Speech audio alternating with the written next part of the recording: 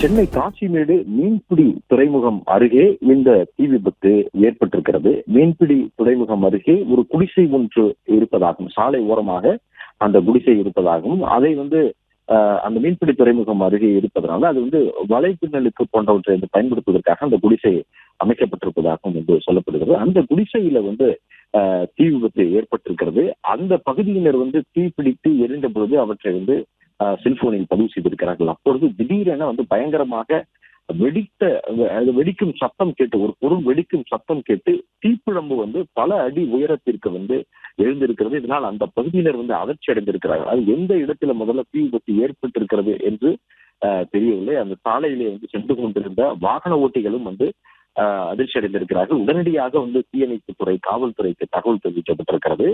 தீயணைப்பு துறையினரும் சம்பவ இடத்திற்கு வந்திருக்கிறார்கள். வந்த உடனே அந்த இடத்தில் ஒரு குடிசை இருந்திருக்கிறது. அது மீனவர்கள் அவற்றை பயன்படுத்தி இருக்கிறார்கள். இந்த குடிசையில அங்கு சமையல் உள்ளிட்டவற்றை அவர்கள் பயன்படுத்துவதற்காக அங்க சிலிண்டரை, எல்பிஜி சிலிண்டர், சமையல் சிலிண்டரை வைத்திருந்திருக்கிறார்கள் என்றும், அதுதான் தீ விபத்து ஏற்பட்ட போது அந்த சிலிண்டர் தான் வெடித்து சிதறி இருக்கிறது என்று தீயணைப்பு துறையினர் தெரிவித்திருக்கிறார்கள். இந்த சம்பவத்தின் காரணமாக அந்த பகுதியில பரபரப்பு ஏற்பட்டது. அதாவது மீன்பிடி துறைமுகம் அருகே நிறைய அங்கே அந்த மீன் வளைக்கூடங்களில் எல்லாமே அந்த படகுகளில் பயன்படுத்துவதற்கு டீசல் போன்ற அந்த எரிபொருட்களை எல்லாமே வைத்திருப்பார்கள். அதில் எதுவும் தீ விபத்து ஏற்பட்ட வெடிப்பு செய்தியாரு, அதாவது வேறு எதுவும் மர்ம பொருள் வெடித்ததா என்று அந்த பகுதியில் அவர்களுக்கு குழப்பம் ஏற்பட்டிருக்கிறது.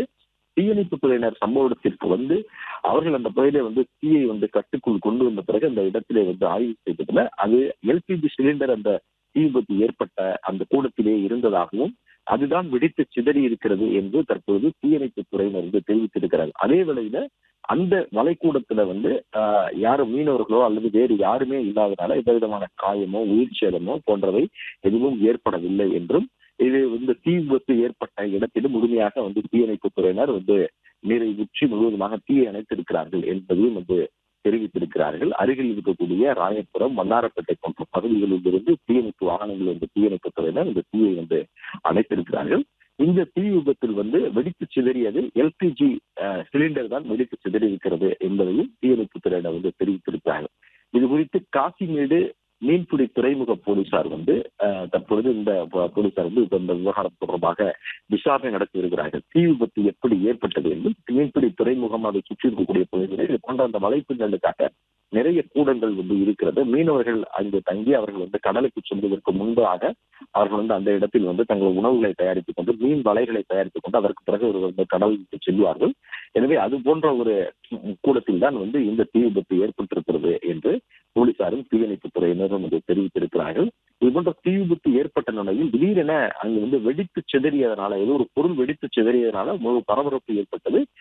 என்ன வெடித்து சிதறியது என்பது தெரியாமல் இருக்கிற நிலையில் தான் தீயணைப்பு துறையினர் முழுவதுமாக அந்த இடத்துல தீயை அணைத்து தற்போது கட்டுக்குள் கொண்டு வந்திருப்பதாகவும், அதுக்கு தீ விபத்து ஏற்பட்ட இடத்தில் ஆய்வு செய்ததுல எல்பிஜி சிலிண்டர் தான் வெடித்திருக்கிறது என்பதை தீயணைப்பு துறையினம் தெரிவித்திருக்கிறார்கள். இந்த சம்பவம் தொடர்பாக காவல்துறைக்கும் தகவல் தெரிவிக்கப்பட்டு காவல்துறையினர், மீன்பிடி துறைமுக போலீசார் இந்த விவகாரம் குறித்து விசாரணையை நடத்தி வருகின்றனர்.